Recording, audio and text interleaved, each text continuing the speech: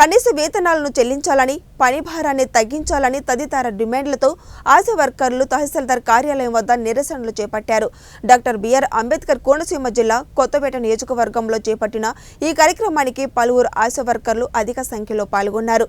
ఈ కార్యక్రమంలో భాగంగా రావులపాలెం తహసీల్దార్ కార్యాలయం ఎదుట బైఠాయించి ధర్నా నిర్వహించారు. ఈ సందర్భంగా సంఘ నేతలు మాట్లాడుతూ డిమాండ్ల పరిష్కారం కోరుతూ విజయవాడలో తలపెట్టిన ఆందోళన కార్యక్రమంలో పాల్గొనేందుకు బయలుదేరిన ఆశా వర్కర్లను పోలీసులు నిర్బంధించడం దారుణమన్నారు.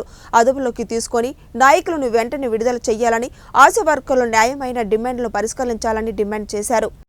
7వ తారీఖుని మాకు ఆషాఢ మీటింగ్ అని మధ్యాహ్నం 2 గంటలకు మీటింగ్ పిలిచారండి. ఉదయం డ్యూటీ చేసుకుని మేము 2 గంటలకే మీటింగ్కి వెళ్ళామండి. అలా చేసి ఉంటాయండి. ముందు లైన్లో మా ఆశా వర్కర్లు పొడగట్ల పెళ్ళి ఆశా వర్కర్లు వెళ్ళి కూర్చున్నారండి. ఈలోగా సూపర్వైజర్ గారు ఏదో మాట్లాడుతున్నారని మాట్లాడుతుంటే ఈలోగా సచివాలయం ఏఎన్ఎంస్ మేము ముందు లైన్లో చైర్లో కూర్చున్నామని ఆశా వర్కర్లు లెగిసి అందరూ సచివాలయం ఏఎన్ఎంస్ అందరూ బయటకు వెళ్ళిపోయారండి. సీనియర్ ఏఎన్ఎంస్ వల్ల మాకు ఏ ఇబ్బంది లేదండి, సూపర్వైజర్స్ వల్ల మాకు ఇబ్బంది లేదు, మెడికల్ ఆఫీసర్స్ వల్ల మాకు ఏ ఇబ్బంది లేదండి. మేడమ్స్ చాలా మంచోళ్ళండి. మా మెడికల్ ఆఫీసర్స్ ఏమన్నా పర్సనల్గా వాళ్ళకి ఏమన్నా ఉంటే సచివాలయం పిలిచేయడం అండి. సచివాలయంలో మమ్మల్ని నానా మాటలు అనేయడం. మేము మా ఆశా వర్కర్ జ్యోతి వెళ్ళి మేడం మేము ముందు కూర్చోవడం తప్పేనండి, సారీ అండి, వచ్చి కూర్చోండి అంటే కూడా కూర్చోలేదండి. సచివాలయం ఏఎన్ఎంస్ మాకు చాలా మేము పూట పర్మిషన్ కావాలి, ఒక రోజు కావాలంటే ఏఎన్ఎంని అడగండి, 2 రోజులు కావాలంటే పిహెచ్సికి వెళ్ళండి.